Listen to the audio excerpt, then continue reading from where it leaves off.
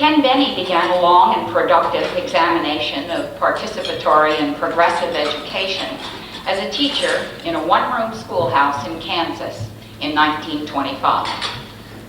Instinctive pedagogy developed a sound basis through higher education, culminating in a doctoral degree from Teachers College, Columbia in 1941.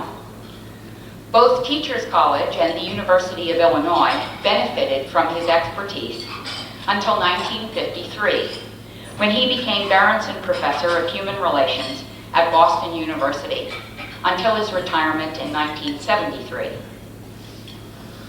Harry Broudy began his discovery of the real world in the schools of Milford, Massachusetts, culminating in a Doctor of Philosophy degree from Harvard University in 1935, where his dissertation on the works of Soren Kierkegaard was a seminal effort in bringing existentialist philosophy to the attention of scholars in this country.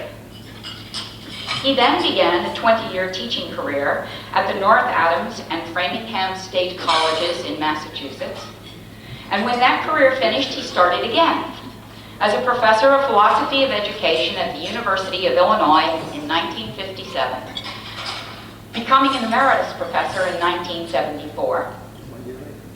Besides teaching and scholarship, Benne and Broudy managed to do many other things as well. Ken Benne is co-founder of the National Training Laboratories and the International Association of Applied Social Scientists. Harry Broudy was editor of Educational Forum from 1964 to 1973, and also served on the editorial boards of the Music Educators Journal, Educational Theory, and the Journal of Aesthetic Education.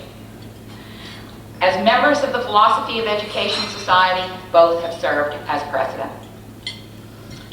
Obviously, there isn't going to be much hope for a good revisionist scolding in these careers, but retirement, now that always brings the opportunity for a slackening of commitment, a retreat to the mindless pursuits of capitalist success.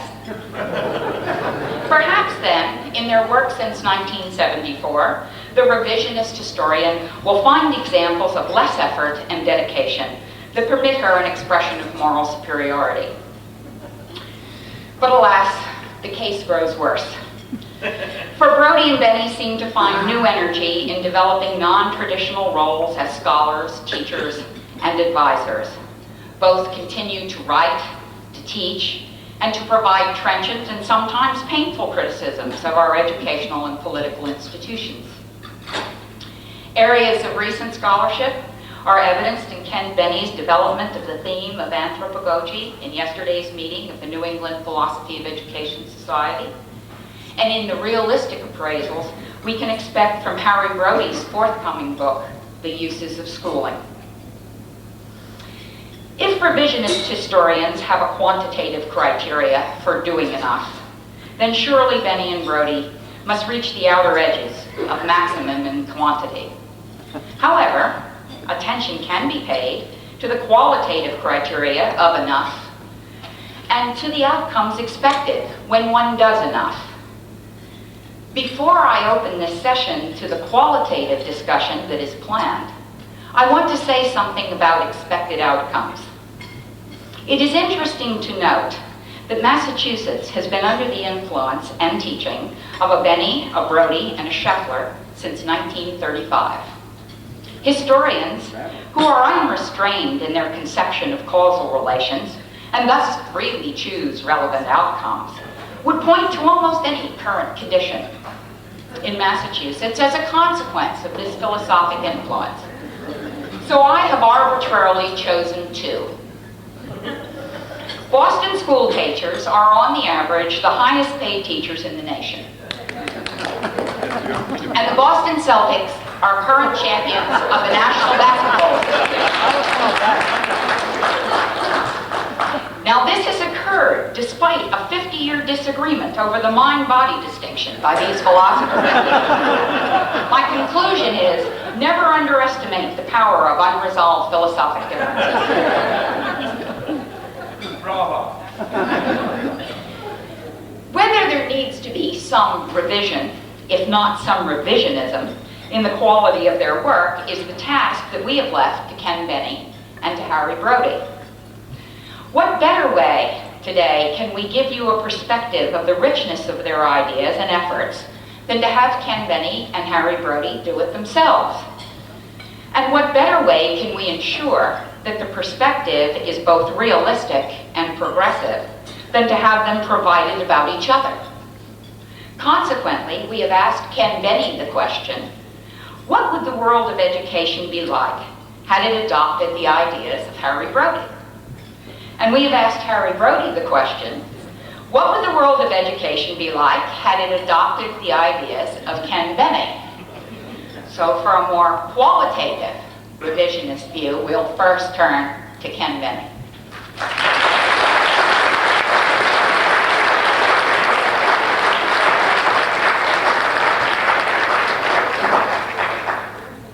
I'm really almost overwhelmed by Barbara's introduction.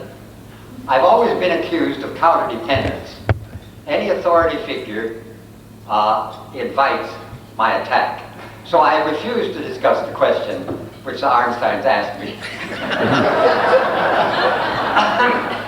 Instead, I entitled my talk, Some Thoughts on Harry Broudy's Philosophy. I do touch on education, of course, but I'm also talking about his philosophy. It's been an enlightening experience for me to renew and extend my understanding of Harry Broudy's thoughts concerning philosophy and education. It has been a sobering experience for me to attempt to report the fruits of my search in a brief statement. In fact, I wrote it out to keep myself in bounds, because I always talk too much when I get started. Before airing my attempt, I wish to acknowledge some writings and some experiences which I have found especially useful in reaching my present understanding of Harry's outlook and work. The first is his essay in the book edited by our mutual friend, Peter Bertocci. The book is named Mid-20th Century American Philosophy. Harry called his essay Unfinishable Business. What I found helpful in Harry's essay were his confessions about his personal life, which are hard to find in his other published writings. Parenthesis. Incidentally, his self-confessing was quite appropriate in light of the editor's request to the contributors. Peter has asked each contributor to write a confessio fidei, a statement about what he had come to believe from his at least 63 years of living. The minimum age Peter had fixed for eligibility to contribute to his book. End of press. I learned there that in his early years at home, Harry had been led by his father to spend what for other children was playtime in reading the Bible and commentaries on its books. His father, whose aspiration to become a rabbi, was frustrated by emigration from Poland to the United States. He had chosen Harry as his candidate for that rabbinate. When I read this, I associated two numbered color prints by the gifted Jewish printmaker, Amen, which have a proud place on the walls of my apartment. One is called The Scholars, the other, The Prophet. The scholars are shown poring over large books, perhaps the book or the Talmud. They're preparing, I feel sure, for the expounding of some fresh commentary on that living tradition, whether orally or in writing. Yet in the background of the scholars are printed Kabbalistic symbols, symbols from the Kabbalah, not open to rational manipulation, but given by mystical insight, tapping perhaps the collective unconscious of the human race and thus compelling our attention. On the other hand, the prophet crouches alone, perhaps in a wilderness, perhaps in a valley of bones, his eyes turned inward and upward, preparing to proclaim some fresh, thus saith the Lord. I understood Harry's thought better when I ground him. I understand it better when I ground him in the living tradition of the men of the book than when I try to find his deepest roots in classic Greece. I understand his not infrequent appeals to the authority of those who have studied more and who know best in grounding his selections of subject matter for the general school curriculum, even materials for aesthetic education. Harry's commitment has been more to the way of the scholars than to the way of the prophet, although he has prophesied at times. That doesn't mean foretelling. It means calling us back to our basic values. But the tradition to which he appeals for authority to impose tutelage on the young, and he thinks our right to impose tutelage needs an explanation. He appeals for authority to impose tutelage on the young, and he names a critical tradition. Professor Cyrus Gordon of Brandeis University told me once, when we were discussing the Creative Act, that he had learned to think freshly and to challenge accepted interpretations of one matter or another, more in Hebrew school than in the public school. In public school, he was rewarded for knowing the commonly accepted answers to questions put to him by the teacher. In Hebrew school, he was rewarded for raising questions for which there was no currently acceptable answer. I hope, though I'm not always sure, that some such reward system was in Harry's mind when he appealed to the authority of the critical tradition in making educational decisions and choices and in educational practice. Yet I wish I had some way of telling Harry's father that Harry has indeed become a rabbi, not just a teacher of the law and of the sayings of prophets long enough deceased, but a teacher of teachers. A second of Harry's confessions in Peter's book is the almost equal appeal of intellectualism and anti-intellectualism to him in his graduate student studies at Harvard. This is a quote: "I was drawn with about equal force to the rationalism of Descartes and Spinoza, and to the anti-intellectualism of Bergson, James, and Kierkegaard.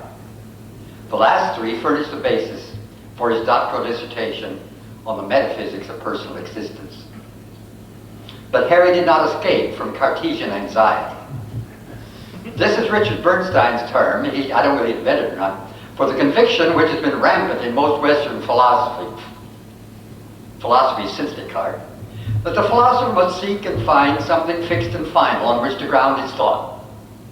If not, his thought will unavoidably unravel into relativism, and from there into skepticism and perhaps nihilism. That's the Cartesian anxiety. Whether or not Cartesian anxiety was involved, Harry did find a basis for certainty in Plato's trinity of truth, goodness, and beauty, or perhaps in the Broudy outlook, beauty, truth, and goodness. The order does not matter because they are somehow unified in defining the destiny of human beings. Hence, classical realism became a name for his worldview. And reason is for him the human capacity necessarily involved in each person's finding and fulfilling for himself or herself this destiny. The third thing I found illuminating in his Confessio Fidei is his deep admiration for mathematics and for mathematicians. Whether his professors during his brief career at MIT, you didn't mention that, or Alfred North Whitehead at Harvard. It was Whitehead's mathematical prowess rather than his philosophizing which inspired awe in Harry. This helps me to understand the elegance and precision which characterize his use of words in oral or written argument. It is consonant also with his abiding interest in aesthetics and in aesthetic education. For we have it on poetic authority that Euclid alone has looked on beauty bare. Harry's way of argument is not that of Euclid, deduction from self-evident axioms. Harry's way is more akin to Pilpul, a kind of argument still to be heard in Orthodox synagogues. I speak of the thorough and many-sided arguments, not of the choreography, which included swaying and chanting. The second source, which I wish to acknowledge as useful to me in trying to understand Harry Broudy's thought, is a master's thesis written at the University of Illinois by Frank Margolis. It is titled Harry Broudy's Defense of General Education.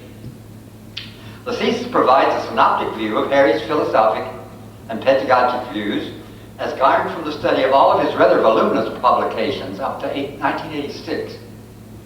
Many of his articles, I confess, I have not read, and I have depended on Margolis to save me from the threat of errors which might stem from this lack of preparation for my present assignment.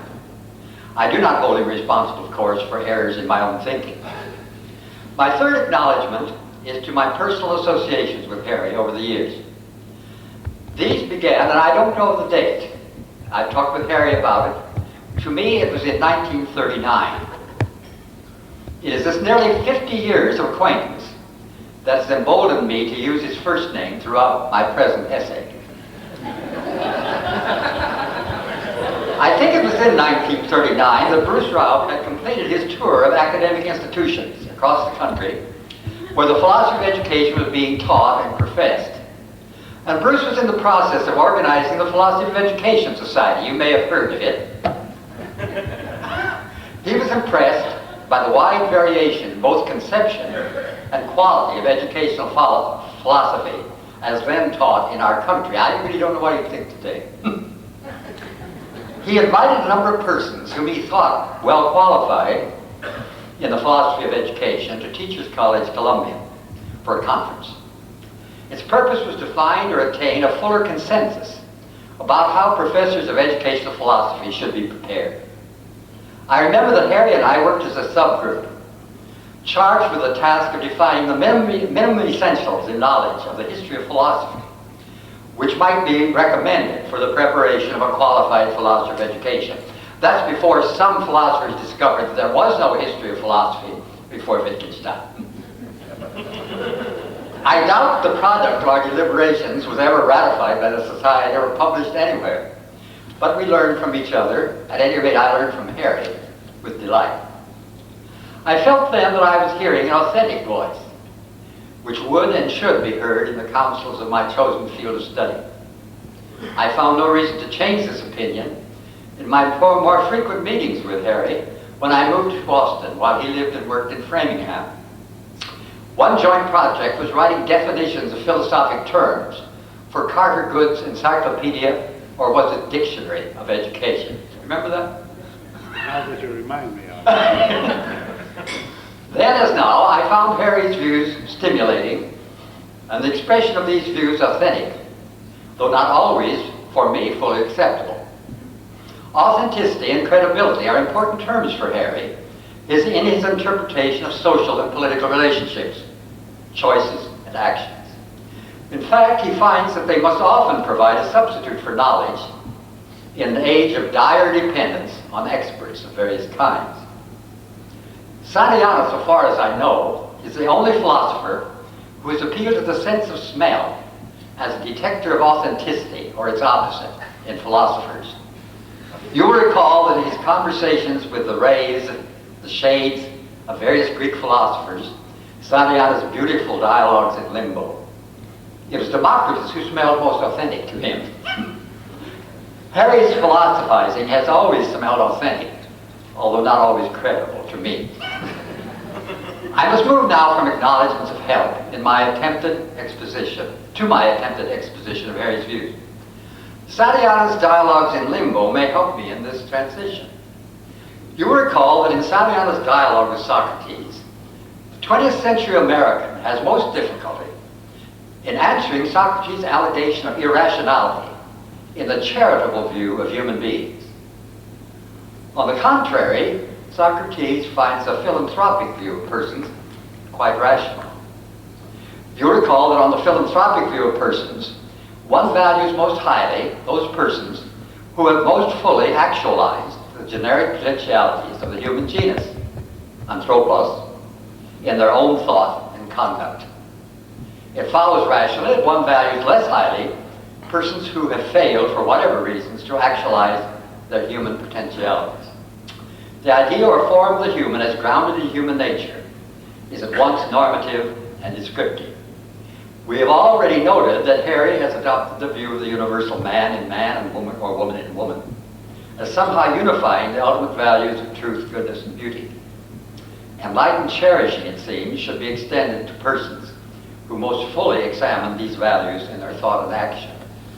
On the contrary, on the charitable view of human beings, which Socrates had heard of from Christian and democratic shades who have conversed with him in limbo, one should love and respect all human beings without regard for their merits or for the degree to which they have realized or actualized their alleged universal humanity.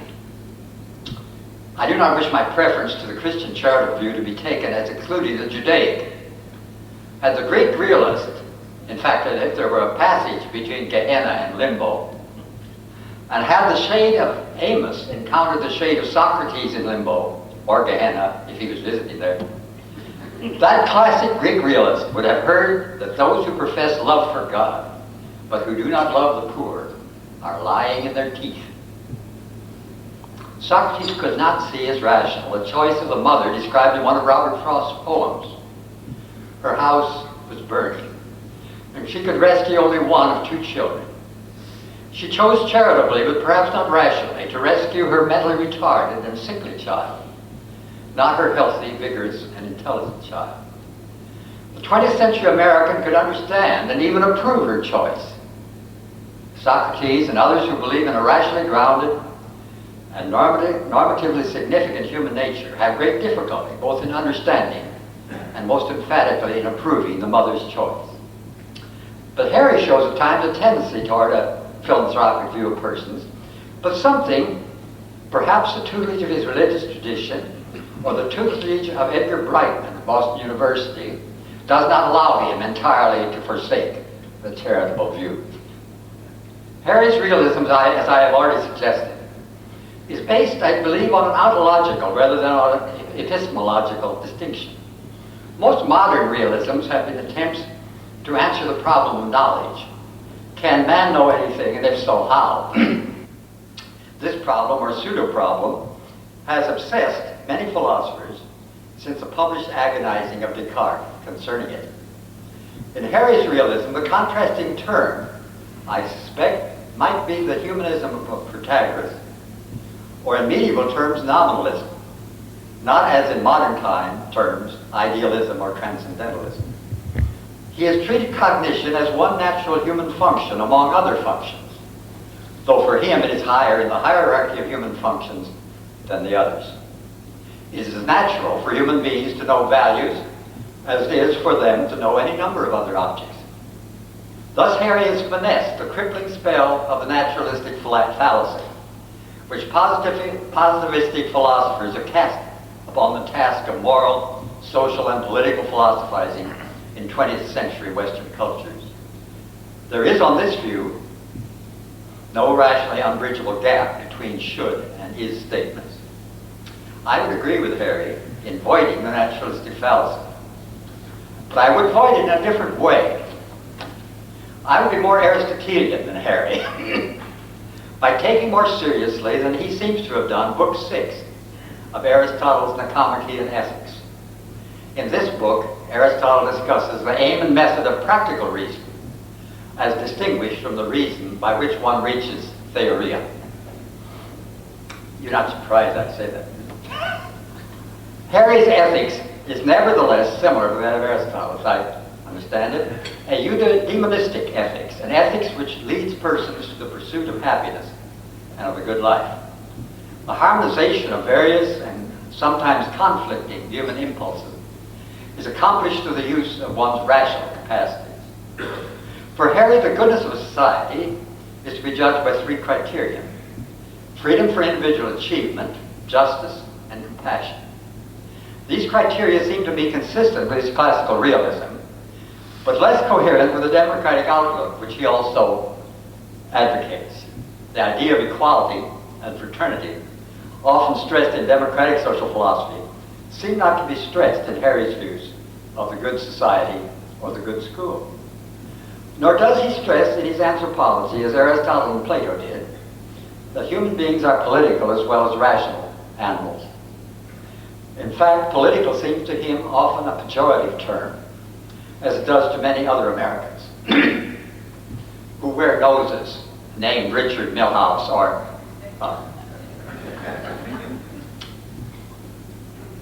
This is evident in his efforts to reduce, if not to ban, political influences on and in schooling, which for him seem almost synonymous with education.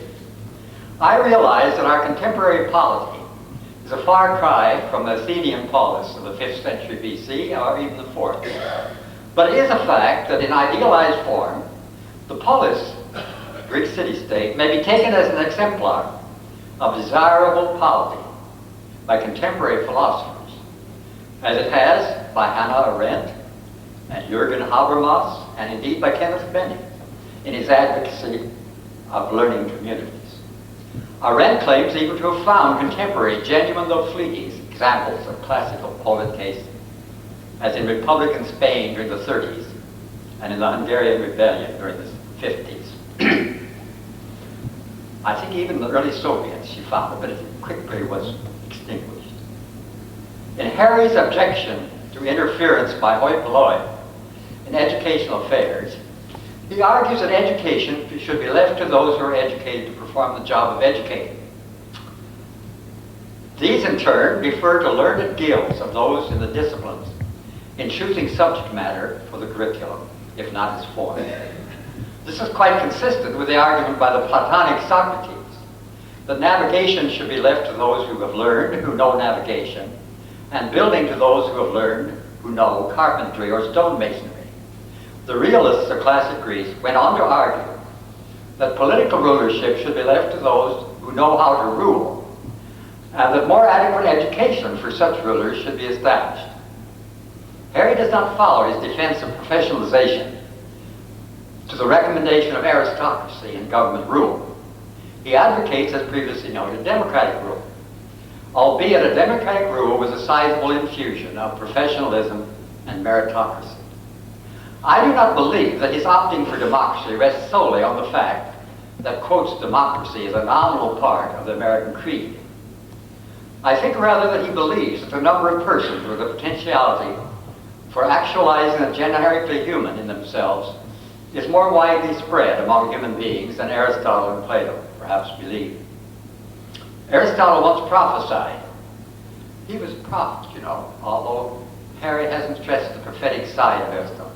Aristotle once prophesied that the duties and privileges of citizenship and concomitant education appropriate to a liberated human being might come to all when spindles and looms ran themselves without physical toil by men and women. Perhaps Harry believes that automation has gone far enough to give human beings the leisure required for a general and even a liberal education. I put a parenthesis in here. Actually, automation in general has had the effect in our society not of providing a cultivated leisure for more people, but rather of enforced idleness, and where available, for illiberal, or as Aristotle would call it, banausic retraining. So retraining is not seldom for a job less intellectually stimulating and economically rewarding than the job lost to automation, end parenthesis. So I don't really think Harry was arguing from that prophecy. Whatever all of his reasons, Harry has rather consistently recommended a general studies program for all persons, at least in the secondary school. Harry, of course, recognizes differences in intellectual ability among students. The rate of learning and the methods of teaching may vary from one group of students to another. But the same general studies program is appropriate for all, since all share, at least potentially, a common humanity. His defense of general education in the school curriculum has been vigorous and steadfast. The general studies, in an age of increasing specialization in the life of learning, the life of practice, and the life of public action, are desperately needed, I would agree. But the proper form and matter of general studies are excruciatingly difficult to determine is also true. Harry's proposed division of the general studies curriculum, in secondary schools at least, into 5 strands is, I feel sure, familiar to all of you. Strands are, and I quote, symbolics of information, basic concepts of physics, mathematics, chemistry, and biology, developmental strands of the cosmos, institutions, and cultures, molar problems, and value exemplars. That's the end of the quote. Harry feels that educators will need a non-political authority to ground their opposition to vox populi, the alleged political authority in the democratic state.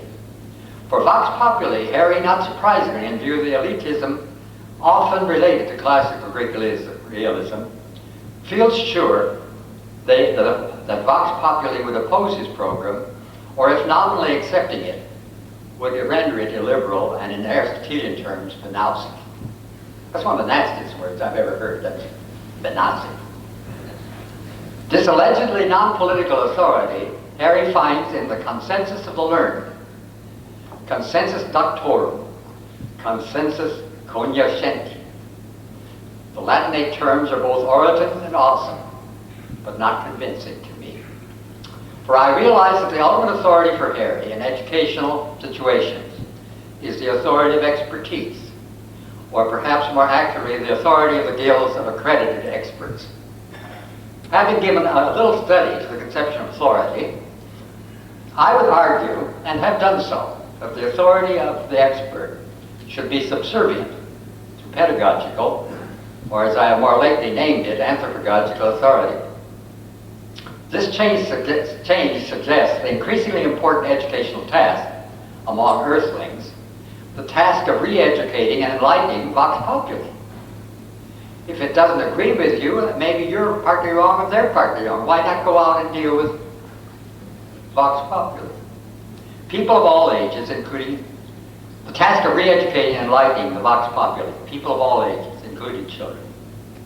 I find the ground of this authority in the community to which all sane persons aspire to belong, a community largely to be actualized through the very agency of anthropogogy.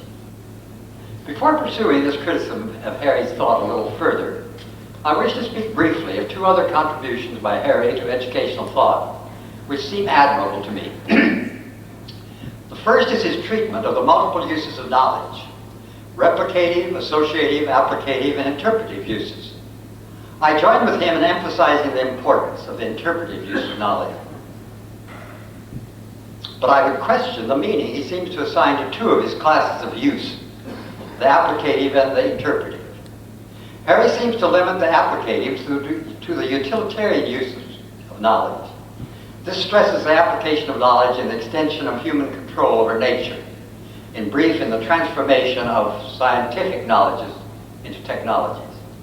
But there is a kind of application of knowledge in the facilitation of personal growth and understanding of self and others. Such application occurs in a dialogic, as Plato would have agreed, I think, not in an industrial or military context, and is very much at home in an enlightened educational context. This leads directly to a comment on Harry's interpretation of the interpretive use of knowledge. I would turn not so much to Polanyi in justifying educational emphasis on the interpretive, as Harry has done. I would turn rather to the practitioners of hermeneutics. As all of you know, hermeneutics has of late spread from seminaries and from its limited use in interpreting sacred texts, and has found a place in philosophic attempts to interpret all sorts of secular texts and secular things as well. As I understand them, some modern students of hermeneutics find an applicative dimension in the very process of interpretation. The process of coming to understand a text, a person, an action, or a culture is applicative since it has an intention, a purpose. We apply our accumulated knowledge, our traditions, and our prejudgments in seeking to understand a human product or person that is novel and unfamiliar to us.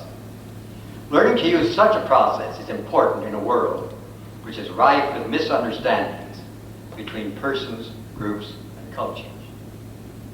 Harry has been diligent in studying aesthetics and aesthetic education over many years. Too few, I believe, of the members of this society have followed him into this important area of scholarship. I cannot, of course, report its findings and recommendations, which require a book, enlightened cherishing, and many articles for their area. I can hardly recommend reading at least the book if you haven't already done so. The arts deal with images, with the human capacity to imagine, both in their production and their appreciation. Images are not knowledge, whether of truth or goodness, but they do serve as a via media, a way through, between intellectualism and existentialism, both of which I have already reported possess an attraction for Harry. Conceptualizing attenuates the particular, the individual, for the sake of knowledge. There can be no science of particularity. Our present social system robs life of dramatic interest and joins with science in turning our attention, even our commitment, toward the normal and statistical, away from the unique and the individual. The good life is today, and this is quoting Harry, a struggle to extort freedom, individuality, and personal significance from a system that on the face of it denies all of them, end quote. Harry learned his devotion to a personal mode of existence and his awareness of the absolute claim which the existence of the personal places upon the world, not alone from Kierkegaard. He learned it as much from the personalist philosophy of Baum and Brightman, which tinctured the liberal Protestant climate of Boston University when Harry made his commitment to a career in philosophy as an undergraduate there. On this point, Harry and I are very close to agreement. My Confessio Fidei in the Brancacci volume, already mentioned, was called On Learning to Believe in Persons. Only self-cultivation, in which Harry sees a general education playing a significant part, can save the person from extinction under the pressures of our contemporary collectivized, technologized, mass society and culture. And in such general education, experiences in and with the arts must play a significant part. Experience in and with the serious arts helps us to feel and appreciate the particular and individual as sciences cannot do. And as with the rituals of religion, experiences in and with the arts, quote, provide images and emotional symbols of more ultimate commitments, end quote, and seduce persons into commitment to these. I have only a little quarrel with Harry's recommendation concerning the pedagogy of aesthetic education. I don't know whether Harry knows I used to write on aesthetic education too. It got lost, I'm sorry to say. His perceptual mode of learning in and from the arts seems to me definitely superior to traditional courses in art and music appreciation, which are really learning the history and biography of artists and the history of art. But I would not limit learning through doing and performing in the arts to the first 6 years of formal instruction, particularly in the musical and literary media. And I wish Harry had added a third type of art to his dual typology of popular and serious arts. This would be for me the folk arts. As examples, jazz, blues, and spirituals represent folk arts. Recent, but I hope not the last, which help to insinuate the worldview, the desperation, and the hope of an oppressed minority into the consciousness, glands, and muscles of the oppressors. Perhaps some forms of uncommercialized rock, seen as folk art, represent the over-amplified outcry of an aching generation. I will finish with a brief reminder of my principal criticisms of Harry's thought. These boil down to 3 in number. I believe that Harry has not learned sufficiently well from his adopted Athenian forebears that human beings are political as well as rational animals. We cannot nor should we try to eliminate political influence from the making of educational policies or from their execution.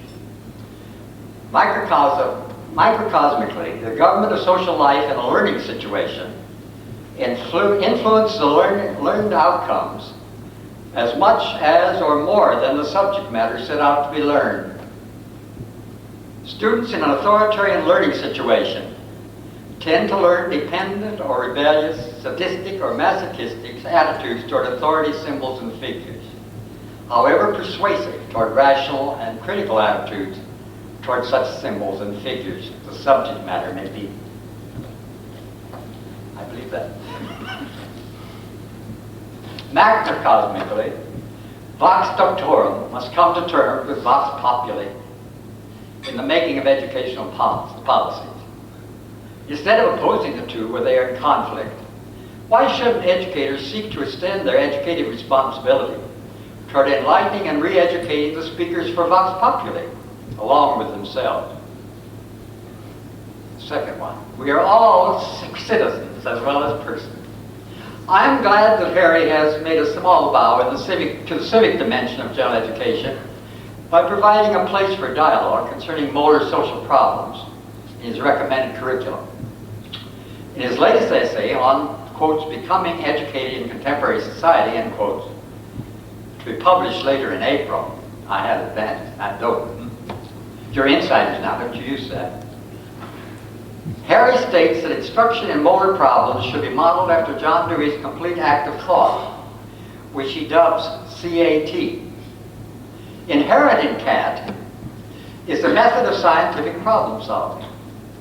Though he references the work of Ralph, Benne, Smith, and Axtell on practical judgment in this connection, Harry doesn't seem to recognize that these authors had sought to replace CAT, following Kilpatrick, with CTA, the complete thoughtful act, which I think is somewhat different from the complete act of thought. This reordering is not an example of dyslexia. He attempts rather to fuse dialogic and what I would now call hermeneutics with scientific inquiry as a way of choice and of learning to choose wisely. Dewey recognized the importance of dialogue and understanding of the alien and the new in his thoughts on democracy, but he did not grant their outcomes the status of echt, or genuine knowledge. I wish Harry might recognize the difference between CAT and CTA as more than an orthographic distinction.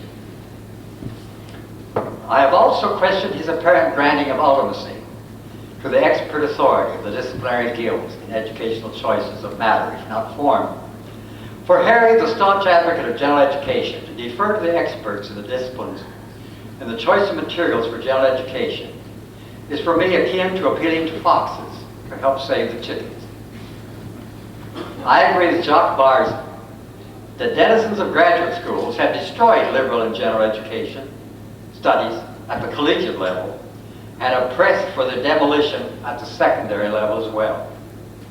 Harry does not see that schooling is one form of enculturation among others, although it is a form that should be more committed to the cultivation of intelligence than many other forms are.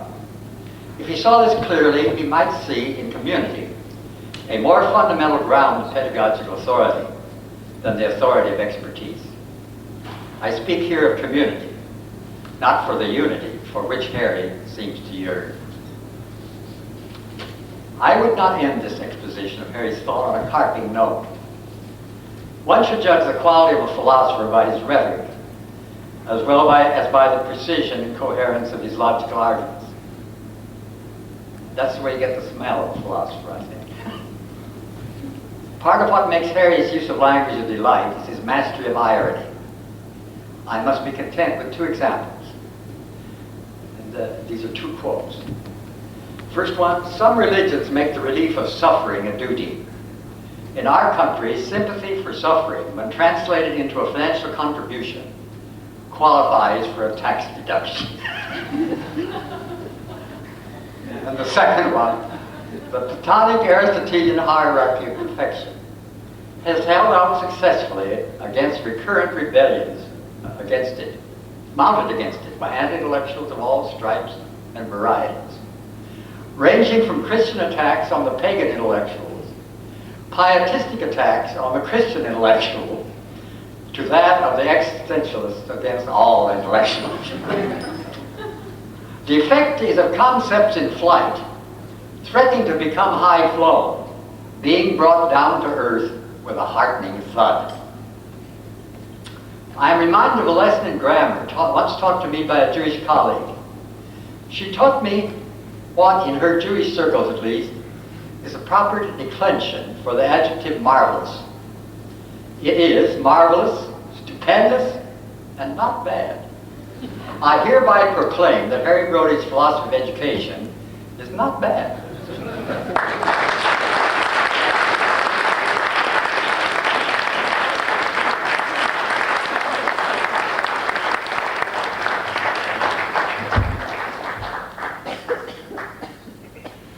We are going to turn off the heat here. I'm sorry about that. trying to warm you up, cool you down all day, but we'll get it right eventually. As you can realize, Ken has taken all of Harry's time. Harry, being a realist, doesn't believe it. Consequently, Harry's going to respond, but we are going to hold off on their dealing with each other until probably the next PES meeting. But right now I'd like to introduce Harry Broudy.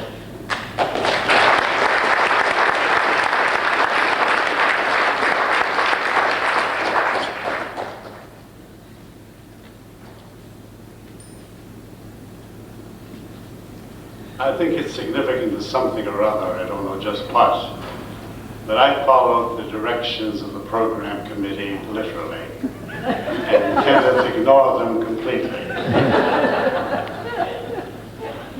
I took this to be an entertainment event interspersed with serious considerations of the society.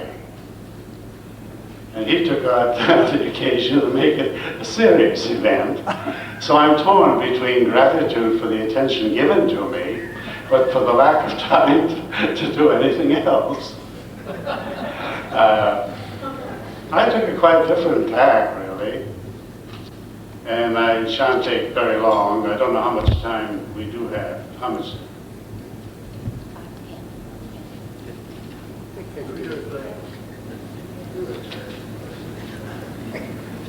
Well, you'll understand that if I don't respond to everything, it's because of lack of time, not because it couldn't be done.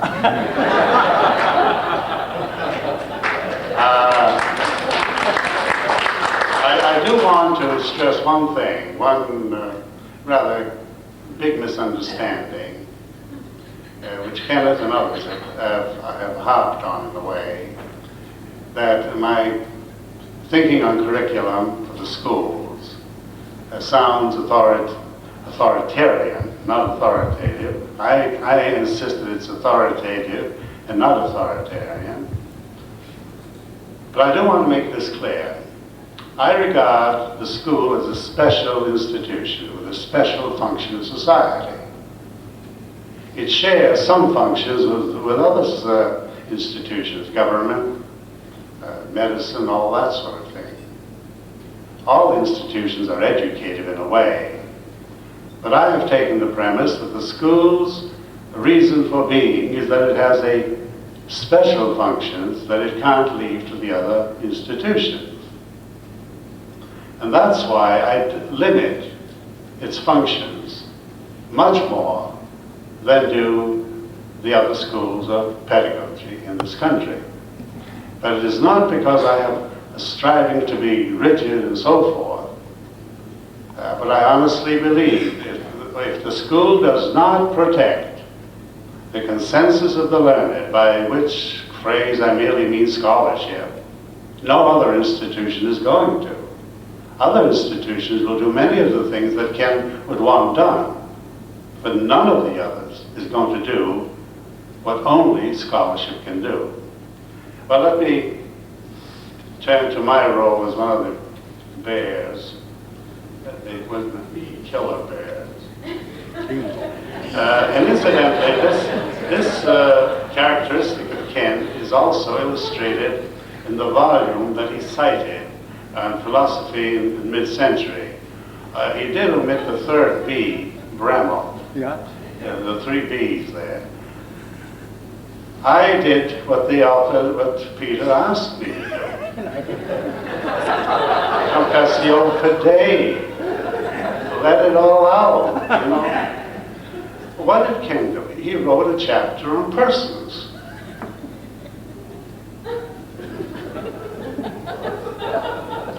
Which told a lot about Ken, but very, very indirectly. You had to dig it out from some of the things. So in a way, this is the story of Ken's life. You know? To do not what has been asked or requested, but what at the moment he thinks is important. And fortunately for us all, it usually turns out to be more important than the assignment. My own knowledge of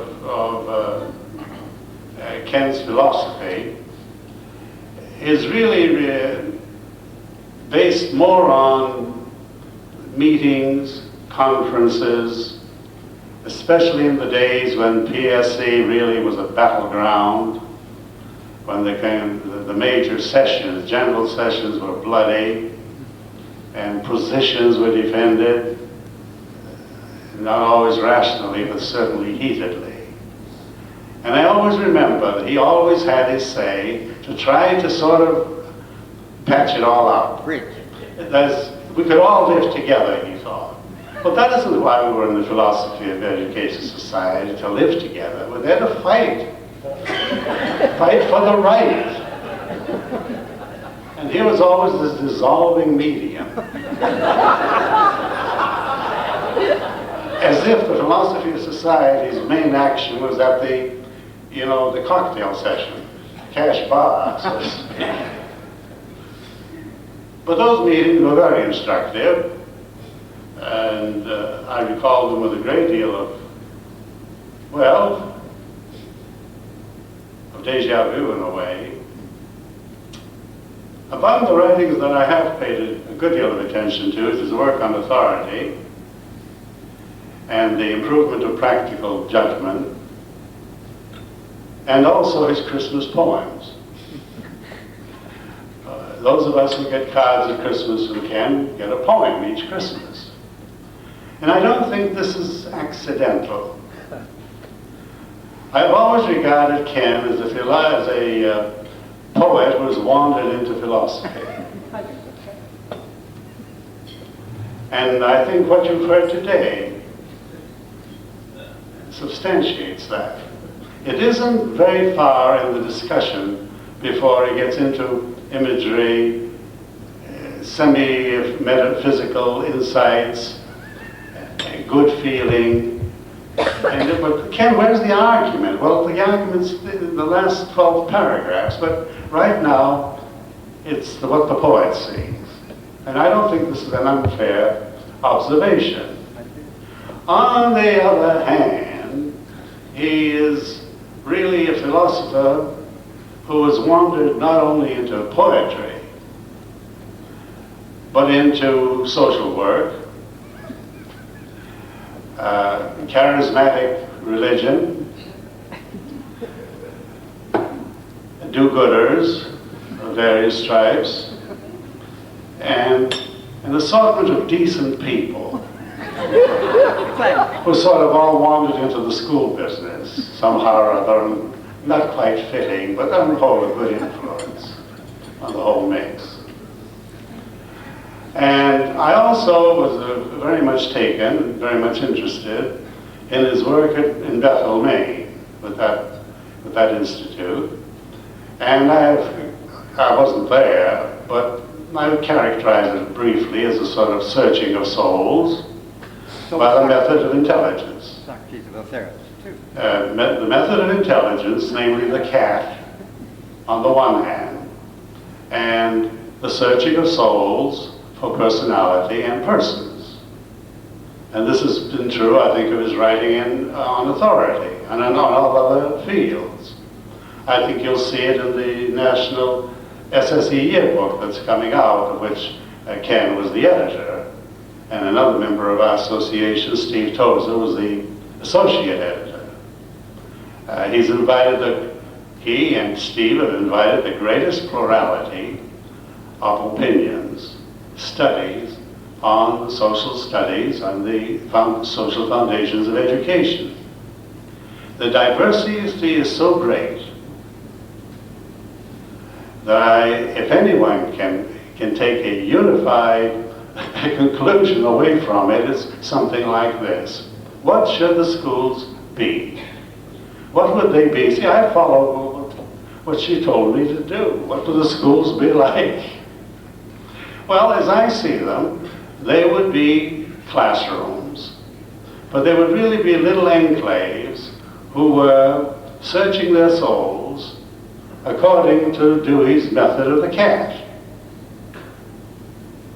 In other words, don't take any disagreement seriously enough to be regarded as ultimate. It can all be worked out if we use the method of intelligence. It's all a misunderstanding. And the schools are there to teach people to live in a community by this method. It is a wonderful union of the 60s, the whole spirit of the 60s, and the earlier period of progressive education, in which problem solving, according to the pure form, namely Dewey's own form, led the field. And I think this has characterized a great many of his works, including that of authority. In other words, he sucks the meaning out of the word sufficiently so it becomes authoritative. And authoritative is then sucked a little on the teats until it really means there's really no authority. We all want the same thing anyway. If only we reason together and feel together, there's no need of the concept at all, so to speak. Well, similarly, that's what schools come down to also. They're not distinctive institutions. They're part of the community. Where the school ends, when the community begins, and vice versa, it gets more difficult to discern. Oh, he can do it. He can discern them all right. You push him to it. But the aura of the school system would be one vast laboratory in community education. Trying to get, with the help of the cat, and there's another meaning for cat, you think, that you whip it once in a while when things get too wild.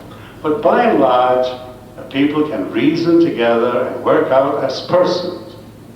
The units of the school system are persons, teachers and pupils, and even administrators, he thinks a person.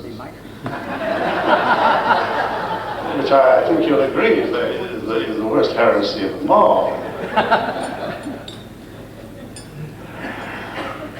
And so, the combination, now I shall be very brief, the combination of these works that I've read many times, but even more working with him in many of the projects that he described, especially the sessions at Woodstock and at Harold Rugg's retreat in that castle of his on top of the mountain, with the gurus from New York, enlightening the rest of us about what ought to be done about schools and so forth.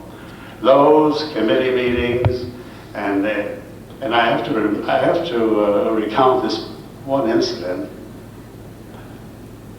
I attended, I think, my first PES meeting at Allerton Park, Illinois. At the University of Illinois.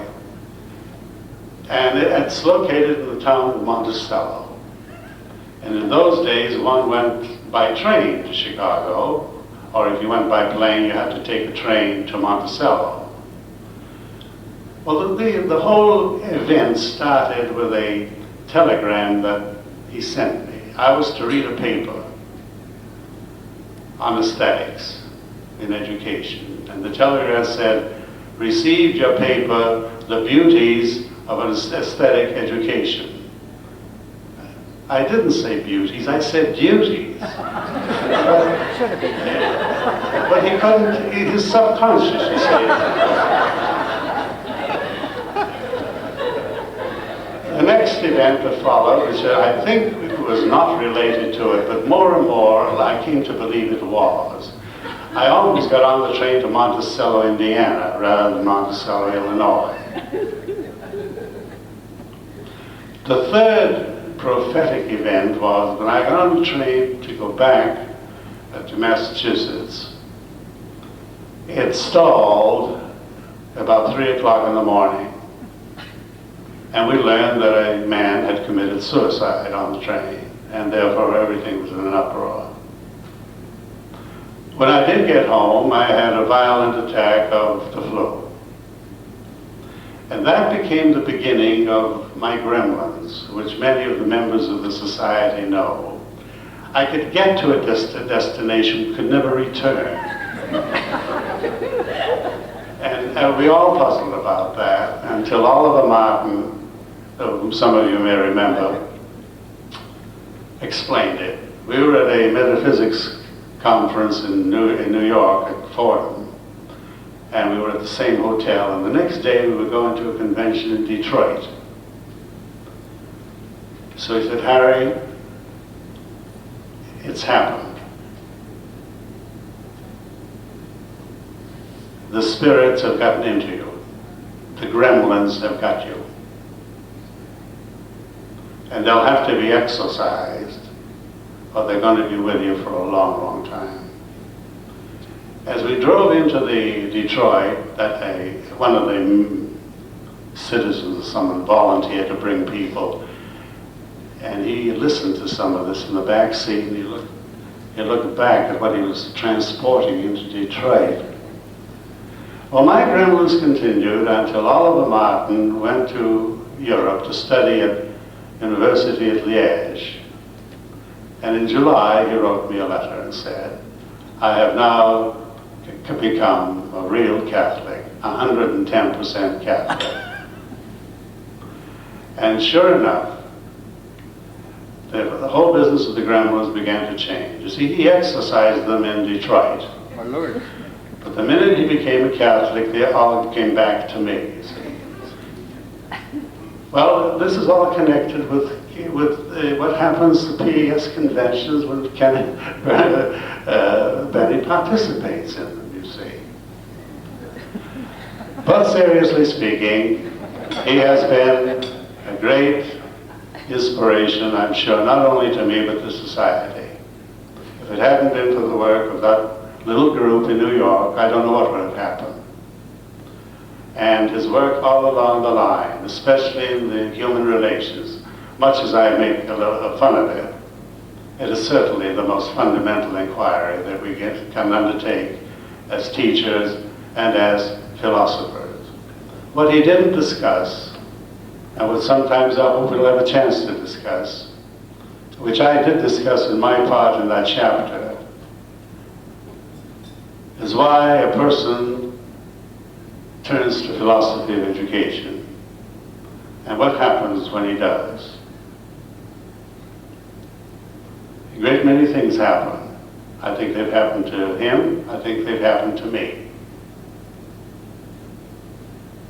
And one of the things that I very much appreciate his mentioning, that ever since that day that I decided to be a philosopher of education, I've been embroiled in battle after battle in the defense of the decision I made, namely justifying philosophy of education. Against Mr. Conan, against Mr. Popham, against the periodic reports that come out about the nation at risk. I can take my writings of 1961 and repeat them now verbatim in response to the... And I now prophesy that in 1993, you'll have the next one. It comes in the third year of the decade. It hits the fan. You can predict it. But seriously, and I do mean this seriously, entering this field is a very risky business. And if one doesn't want to get embroiled with the teachers on the right who want kits, survival kits, and our academic colleagues on the other side of the campus who recently, and I've forgotten the exact quotation, were commenting on the Boyer report, and he ended with this line, which made my day, I'm sorry to say. Apart from the discredited profession of philosophy of education. I haven't got the citation with it, but it's very recent. This is the destiny. The minute you move out of the academic circle, the academic guild of the learned, you're taking your professional life in your hands. You are not going to be judged by the same rules, by the same criteria. And writing papers that look like the quote real thing, you know, what you do on the other side of the campus, won't help. Won't help. But I do believe the fight has been a good one. It's been an interesting one. And look, the two of us have survived. What more can you ask? you.